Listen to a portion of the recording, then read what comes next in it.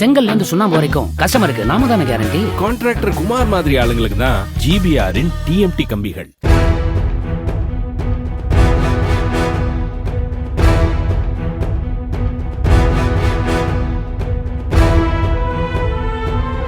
கடலூர் மாவட்டம் புவனகிரியில் super market முன்பு நிறுத்தி வைக்கப்பட்டிருந்த இருசக்கர வாகனத்தை பட்டப்பகலில் மாற்றுச்சாவி போட்டு திருடிச் சென்ற நபரை சிசிடிவி பதிவு அடிப்படையில் போலீசார் தேடி வருகின்றனர்.